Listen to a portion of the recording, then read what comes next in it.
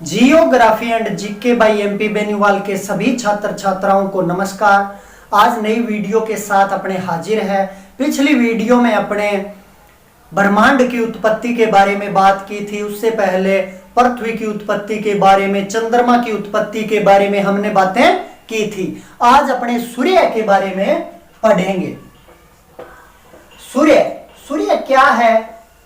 सूर्य है वो अपना एक तारा है। अपना जो सौर मंडल है उसका मुखिया कौन है? वो है सूर्य। कई बार बहुत बार प्रश्न है वो पूछे जाते हैं, अपना जो सौर मंडल है उसका मुखिया कौन है? तो सौर मंडल का मुखिया है वो सूर्य है। अब क्या है कि अपने को अपने आकाश की तरफ है, रात के समय देखते हैं बहुत सारे तारे हैं वो टिमटिमाते हैं। दिन के समय अपने सूर्य को देखते हैं तो अपने मन में बहुत सारे प्रश्न आते हैं कि वो तारे हैं वो कितनी दूरी पर है, कितने बड़े हैं, क्या कुछ व्यवस्था है। उसी प्रकार अपने सूर्य को देखते हैं। सूर्य भी एक प्रकार का तारा है। तो सूर्य है वो अपने सौर मंडल का तारा है और उसे हमने नाम दे दिया कि सूर्य। तो अब सूर्य के बारे में भी सोचते हैं कि यह कितनी दूरी पर है, कितना बड़ा है, इसके अंदर क्या कुछ है। तो आज अपने उसी विषय पर चर्चा करेंगे। तो सूर्य के सर्वप्रथम बात करें सूर्य की उत्पत्ति की, तो सूर्य की उत्पत्ति है वो किससे हुई है? वो हुई है सौर निहारिका से। सौर निहारिका को सोलर नेबुला के नाम से भी जाना जाता है। सौर निहारिका या सोलर नेबुला से ही सूर्य की उत्पत्ति हुई है। अब अपने सबसे पहले निहारिका शब्द आया है, इसके विषय में बात कर लेते हैं। निहारिका क्या होती है कि गैस, धूल कण और जलवाष्प, गैस, धूलकण और जलवाष्प का विशाल विस्तृत बादल है वो निहारिका या नेबुला कहलाता है। अब ये कोई विशाल बादल है, इसमें गैस, धूल के कण और जलवाष्प है। धीरे धीरे जो सर्वप्रथम इसकी अवस्था होती है निहारिका की, उसमें धीरे धीरे बदलाव आता जाता है।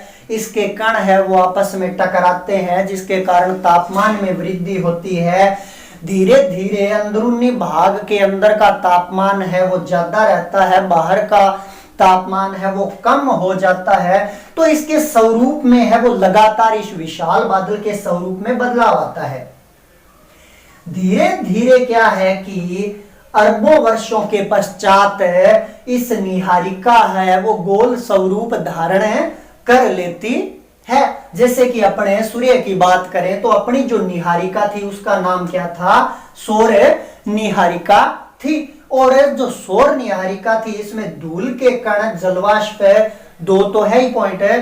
तीसरा अगर गैस की बात करें तो इनके अंदर है हाइड्रोजन और हीलियम, इन गैसों की बहुलता पाई जाती है। इसमें ही हाइड्रोजन है वो सर्वाधिक मात्रा में होती है, न्यून मात्रा में हीलियम है वो पाई जाती है। अब इसी प्रकार जो अपनी ये निहारिका की बात कर रहे हैं, धीरे धीरे क्या हुआ कि निहारिका ने अपना गोल स्वरूप है वो धारण किया। इसका केंद्रीय भाग था वो क्रोड का रूप धारण कर लेता है। क्रोड को कोर के नाम से भी जाना जाता है। केंद्रीय भाग के अंदर जो ज्यादा भारी या ज्यादा डेंसिटी वाला जो पदार्थ था, मेटीरियल था, द्रव्य था, वो केंद्रीय भाग में आ जाता है। केंद्रीय भाग के अंदर तापमान ज्यादा और बाहर के तापमान में कमी होने के कारण ऊपर की जो परतें हैं वो टूटने से ग्रहों का निर्माण होता है। और जहां पर ये जो केंद्रीय भाग था उससे सूर्य की उत्पत्ति है वो मानी जाती है। यानी अपना जो सूर्य है वो एक सौर नामक निहारिका से बना हुआ है, या कह सकते हैं सौर निहारिका का केंद्रीय या करोड़ भाग था जिससे बना हुआ है और इसकी ऊपरी परत थी उससे ग्रहों का निर्माण हुआ। अब अपने बात करें कि यह अब सूर्य हो गया, निहारिका की बात हो गई, तो अपने सूर्य की बात करेंगे। सूर्य है वो बहुत बड़ा तारा है। वैसे तो अगर बात करें तो अपने पृथ्वी से सूर्य है वो देखते हैं तो छोटे रूप में दिखाई देता है, लेकिन सूर्य का आकार है वो बहुत बड़ा है। सूर्य है वो पृथ्वी से 13 लाख गुना बड़ा है।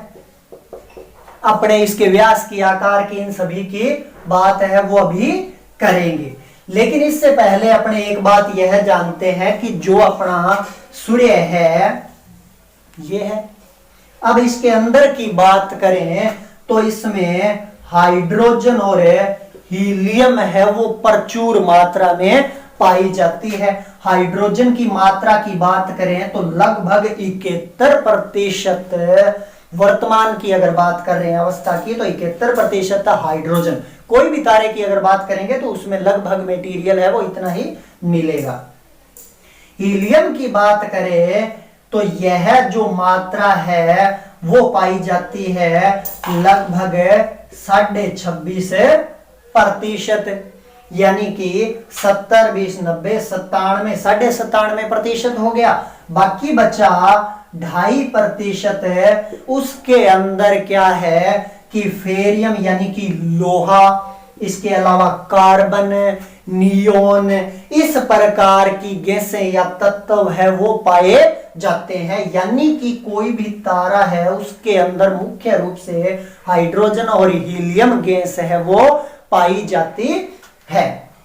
दूसरी बात अपने देखते हैं कि लगातार सूर्य क्या है कि एक आग का गोला है। इससे लगातार ऊर्जा है वो निकलती रहती है। वो रेडिएशन या विकिरणें हैं वो प्रकाश के तरह दूसरे ग्रहों को, उपग्रहों को प्रकाशमान करती है। जैसे अपने देखते हैं रात के टाइम के अंदर चंद्रमा है वो अपने को चमकता हुआ दिखाई देता है, या फिर दूसरे और अन्य ग्रहों की चमक की बात करते हैं तो वो सूर्य के प्रकाश के कारण ही अपने को चमकीले दिखाई देते हैं। कोई भी ग्रह या उपग्रह होता है उसका अपना कोई प्रकाश नहीं होता। उस सौरमंडल का जो मुख्य तारा होता है उसी से सभी को ऊर्जा या प्रकाश है वो प्राप्त होता है। तो अब क्या है कि इससे ऊर्जा या प्रकाश होता है, यानी यह क्या है, आग का गोला है। अपने अगर बात करें अपने 50 डिग्री तापमान पर अपने को बहुत ज्यादा ऐसे लगता है कि तापमान बहुत ज्यादा हो चुका है, वो सहन नहीं कर पाते हैं।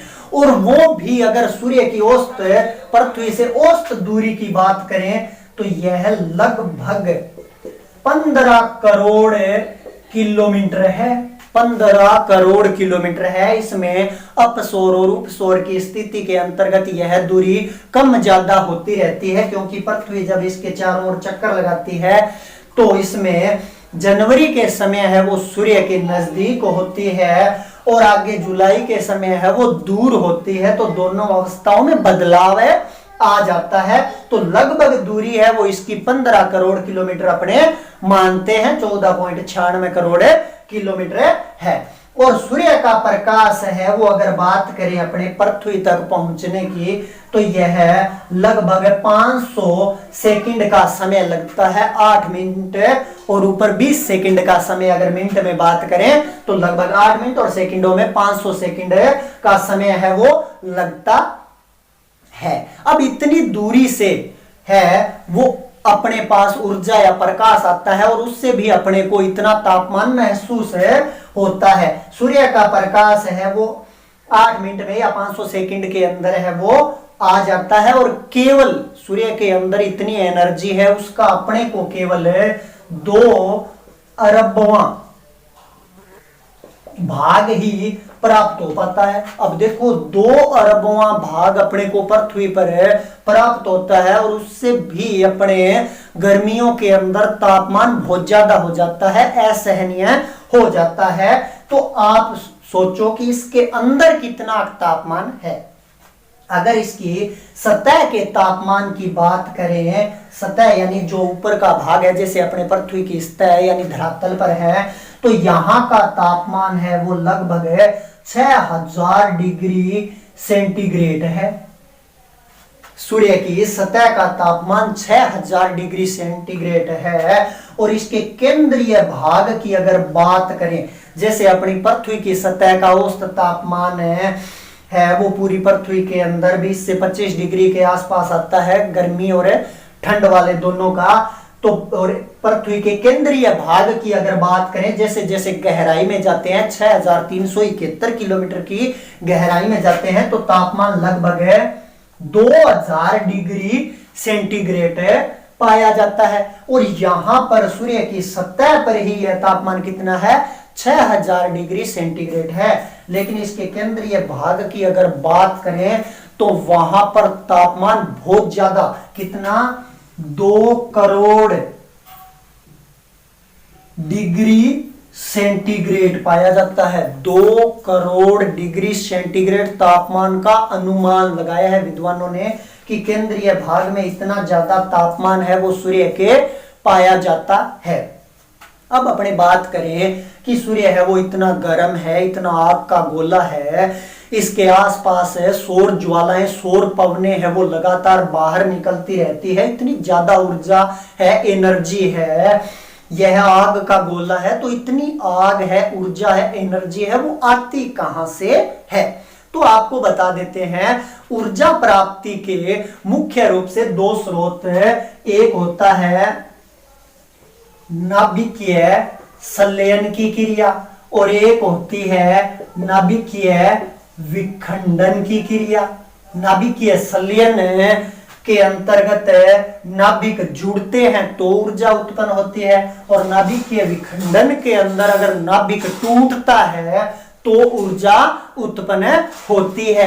अब अपने सूर्य के अंदर इस दोनों में से कौन सा है उसकी अगर बात करें तो सूर्य के अंदर ऊर्जा प्राप्ति का जो मुख्य स्रोत है वो है नाभिकीय संलयन, यानी कि नाभिकीय संलयन की क्रिया के द्वारा सूर्य के अंदर ऊर्जा उत्पन्न होती है, इतनी एनर्जी आती है। अब नाभिकीय संलयन की जो क्रिया है वो कौन से पदार्थों के, कौन से गैस के जो अणु है जिनके मध्य होती है, तो अगर वो बात करें तो हमने बात की थी कि सूर्य के ऊपर मुख्य रूप से 2 गैसें पाई जाती है, एक हाइड्रोजन और दूसरी हीलियम। अब इन्हीं में से होगी। तो सूर्य के अंदर जो नाभिकीय संलयन की क्रिया है वो होती है हाइड्रोजन के अंदर, यानी कि हाइड्रोजन के 4 नाभिक मिलकर हीलियम के एक नाभिक का निर्माण करते हैं। हाइड्रोजन के 4 नाभिक जब जुड़ते हैं, यानी जुड़ना क्या है, संलयन है, और इसी दौरान ऊर्जा उत्पन्न होती है, और ये चारों हाइड्रोजन है के नाभिक है वो हीलियम के नाभिक के अंदर बन जाते हैं। दूसरी बात आपको ध्यान रखने वाली है कि अपने तारों की उत्पत्ति वाला टॉपिक करेंगे तो उसके अंदर आ जाएगा कि तारों की उत्पत्ति है वो निहारिका से होती है, और निहारिका की प्रथम अवस्था होती है उसमें 90 प्लस के अंदर हाइड्रोजन है वो पाई जाती है। तो बाद में तारे के अंदर हमने अभी बात की थी कि सूर्य के अंदर लगभग 71% हाइड्रोजन है और लगभग 26.5% हीलियम है, और बाकी के 2.5% है वो अन्य तत्व, अदर मेटीरियल है वो पाया जाता है। अब जब इसके अंदर 90% से ज्यादा हाइड्रोजन थी तो अब इसकी मात्रा 71 ही क्यों बची है? तो इसका मुख्य कारण यही है कि जब किसी भी तारे के अंदर या सूर्य के अंदर हाइड्रोजन के 4 नाभिक मिलकर हीलियम के नाभिक का निर्माण करते हैं, उससे ऊर्जा उत्पन्न होती है। तो ये 4 नाभिक है वो इसके कम हो गए, हीलियम का एक नाभिक है वो ज्यादा हो गया, यानी हाइड्रोजन के अणु है वो घट रहे हैं, हीलियम वाले हैं वो बढ़ रहे हैं। और यही कारण है कि सूर्य जब 5 या 6 अरब वर्ष पहले बना था तो हाइड्रोजन की मात्रा ज्यादा थी, अब धीरे धीरे हीलियम की मात्रा है वो ज्यादा हो रही है।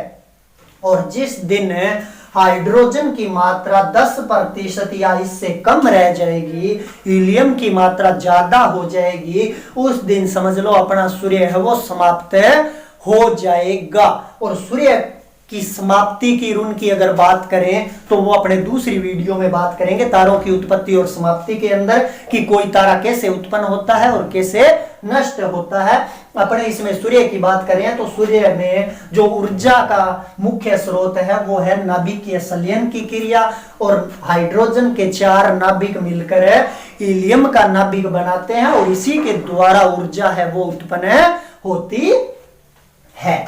अब अपना जो सूर्य है यह बहुत बड़ा है। अगर अपने इसके आकार की बात करें तो हमने बात की थी कि यह पृथ्वी से 13 लाख गुना बड़ा है। इसके व्यास की बात करें तो पृथ्वी से 109 गुना इसका व्यास है वो ज्यादा है। पृथ्वी का व्यास है वो 12,756 किलोमीटर है। और अगर सूर्य के व्यास की बात करें, व्यास से अपने को आकार का अंदाजा हो जाएगा, तो यह 13,48,446 किलोमीटर है। यानी कि यहां पर यह 13 लाख है, कई जगह 13,92,000 भी आता है। अलग अलग बुकों के अंदर, पुरानी बुकों के अंदर आंकड़ा अलग हो जाएगा, नई बुकों के अंदर अलग हो जाएगा। मतलब 13,92,000 वर्ग किलोमीटर है। सूर्य का व्यास है, पृथ्वी का 12,000 है, यानी कि सूर्य है वो पृथ्वी से 13 लाख गुना बड़ा है। और व्यास की अगर बात करें तो इसका 109 गुना व्यास है वो ज्यादा पाया जाता है। अब अपने बात कर रहे थे इसमें कि नाभिकीय संलयन के द्वारा हाइड्रोजन के नाभिकों से हीलियम बनता है। तो इसके बीच में आपको एक इंपॉर्टेंट बात और बता देते हैं। एक विद्वान थे हेसबेथ ने बताया था, क्योंकि कई बार अपने दिमाग में आ जाता है कि हाइड्रोजन के यह नाभिक है वो कैसे जुड़कर हीलियम बना देते हैं। हाइड्रोजन और हीलियम तो अपने पृथ्वी पर भी पाई जाती है, अगर ऐसी प्रक्रिया हो तो अपने पृथ्वी पर भी हाइड्रोजन से हीलियम बन जाए और तापमान इतना हो जाए, लेकिन ऐसा नहीं होता। हेसबेथ ने बताया था कि हाइड्रोजन के 4 नाभिक कब मिलेंगे, कब जुड़ेंगे, कब संलयन की प्रक्रिया होगी, कब हीलियम बनेगा। तो इसके लिए इन्होंने बताया था कि जब एक विशेष तापमान बताया था, और वो विशेष तापमान कितना है, 10⁻7 डिग्री सेंटीग्रेड तापमान पर। यानी कि यह अपने आप में लाखों डिग्री सेंटीग्रेड तापमान बनता है। इतना जब तापमान होता है तो उसी तापमान विशेष पर हाइड्रोजन के 4 नाभिक जुड़ते हैं और हीलियम बनाते हैं। दूसरी अगर अपने बात करें, अपने सूर्य की बात कर रहे हैं, तो सूर्य है वो अपना कहां पर है। तो सूर्य की अगर बात करें तो वो अपनी आकाश गंगा के अंदर है। भाई ब्रह्मांड है वो बहुत बड़ा है, और उस मान लो ये बहुत बड़ा ब्रह्मांड है, तो इस ब्रह्मांड के अंदर बहुत सारी आकाश गंगाएं हैं, 10⁻10 आकाश गंगाएं हैं। उसमें से एक आकाश गंगा है वो अपनी है जो सर्पिला आकार रूप में पाई जाती है, और अपनी आकाश गंगा को अपने दुग्ध मेखला या मिल्की वे के नाम से जाना जाता है, और आकाश गंगा को मंदाकिनी के नाम से भी जाना जाता है। अपनी आकाश गंगा है उसका नाम है दुग्ध मेखला या मिल्की वे, जो लाखों करोड़ों तारों का समूह है। यानी कि एक आकाश गंगा के अंदर आपको बताया था 10⁻11 तारे होते हैं, उनमें से एक अपना तारा है। ये मान लो आकाश गंगा का केंद्रीय भाग है। तो अपने सूर्य की अगर स्थिति की बात करें तो अपना सूर्य है वो इसके केंद्रीय भाग से लगभग 25,000 प्रकाश वर्ष की दूरी पर है। कई बुकों के अंदर 25,000 प्रकाश वर्ष की जगह 30,000 प्रकाश वर्ष भी लिखा हुआ हो सकता है, क्योंकि सभी विद्वानों ने अलग अलग अपनी कल्पनाएं हैं वो की है। तो अगर इसको माने कि 25,000 प्रकाश वर्ष की दूरी पर एक कोने के अंदर है वो अपना सूर्य है वो स्थित है। इस कोने के अंदर मान लो हमने मान लिया यहां पर है। केंद्रीय भाग के इस कोने में 25,000 प्रकाश वर्ष की दूरी पर है। प्रकाश वर्ष क्या होता है आपको बता देते हैं। प्रकाश वर्ष क्या है कि सूर्य से या किसी भी तारे का प्रकाश एक वर्ष में जितनी दूरी तय करता है, एक वर्ष में जितनी दूरी तय करता है प्रकाश, उसे प्रकाश वर्ष के नाम से जाना जाता है। और प्रकाश की अगर बात करें तो एक सेकंड में 3 लाख किलोमीटर की दूरी तय कर लेता है। अब एक साल के अंदर लगभग 95 खरब के आसपास दूरी है वो बन जाएगी, इतने किलोमीटर की दूरी तय कर लेता है। अब अंदाजा लगाओ 25,000 प्रकाश वर्ष से, यानी इस केंद्रीय भाग से बहुत ज्यादा दूरी पर स्थित है। लेकिन यह आकाशगंगा बड़ी है, आखिरी छोर पर नहीं है। किसी भी आकाशगंगा का आखिरी छोर होता है वहां पर बड़ी मात्रा में निहारिकाएं पाई जाती है और निहारिकाओं से ही तारों की उत्पत्ति होती है। आज भी अपनी जो आकाशगंगा है या ब्रह्मांड है इसके अंदर नए तारों की उत्पत्ति लगातार हो रही है। जो अगर आप जानना चाहते हैं तो अपनी दूसरी वीडियो तारों की उत्पत्ति और समाप्ति जरूर देखना। अब क्या है कि यह 25,000 प्रकाश वर्ष की दूरी पर स्थित है और यह पहले अपने मानते थे कि पृथ्वी है वो स्थिर है, सूर्य इसके चारों ओर चक्कर लगाता है।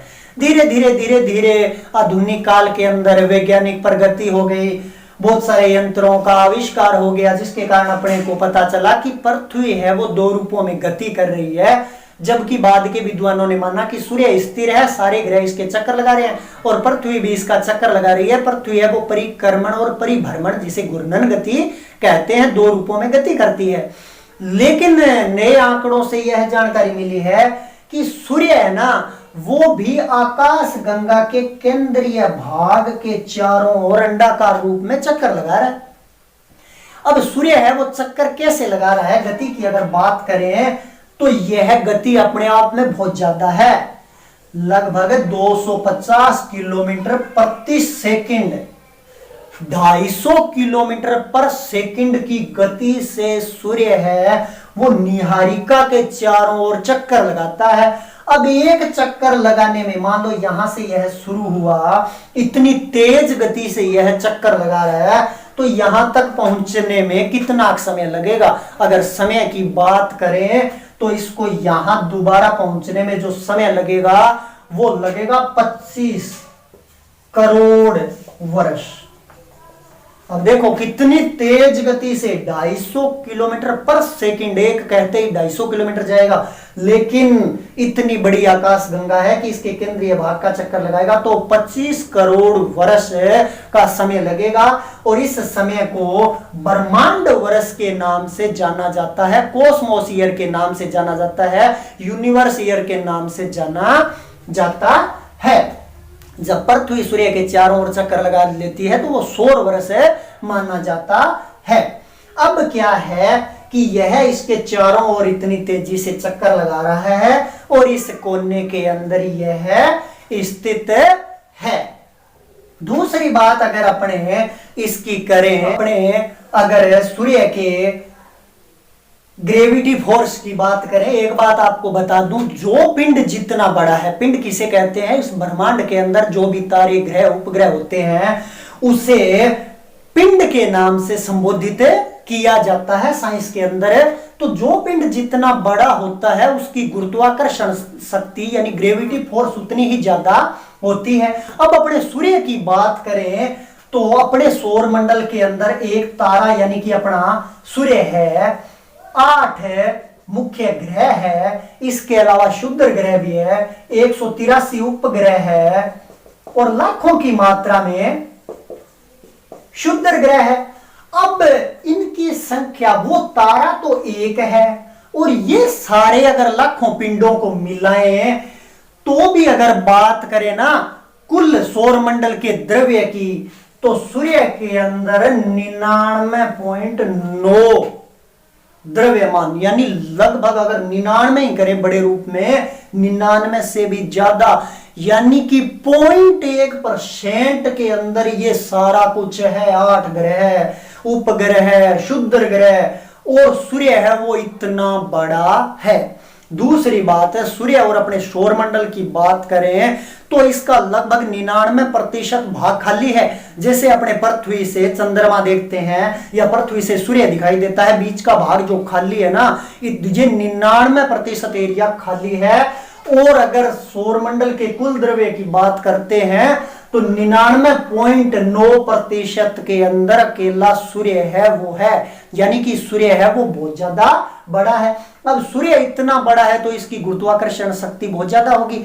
अगर सूर्य की गुरुत्वाकर्षण शक्ति की बात करें तो यह पृथ्वी से 28 गुना ज्यादा है, 28 गुना ज्यादा है। दूसरी बात, अपने कई बार प्रश्न आ जाता है कि सौर कलंक क्या है, बहुत ही इंपॉर्टेंट प्रश्न बनता है, बहुत सारे नेट के इन पेपरों के अंदर पूछा जाता है सौर कलंक क्या है। तो सूर्य के ऊपर जो काले धब्बे दिखाई देते हैं उन्हें सौर कलंक के नाम से जाना जाता है।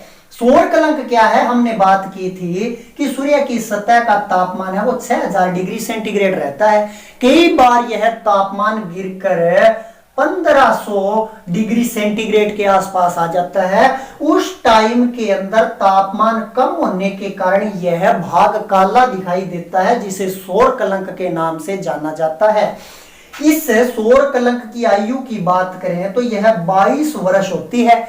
11 वर्ष तक तो यह धब्बा बढ़ता है और बाद के 11 वर्षों में यह घटता है, तो कुल आयु इसकी 22 वर्ष होती है।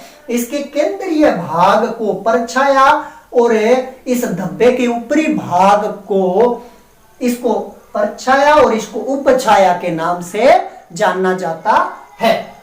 अब यह तो अपना सूर्य था जो पृथ्वी से लगभग 15 करोड़ किलोमीटर की दूरी पर है और इसकी दूरी है वो कम ज्यादा होती रहती है। मैंने आपको बताया था अपसौर और उपसौर की स्थिति के अंदर औसत दूरी है वो लगभग 15 करोड़ है। अब अगर अपने बात करें कि पृथ्वी है अपनी ये, तो यह तो अपने पृथ्वी इसी तारे का हिस्सा है। अब अगर इसके बाद में यानी सूर्य के अलावा अगर किसी तारे की बात करें कि कोई तारा पास में है क्या, तो अगर इसकी बात करें तो अल्फा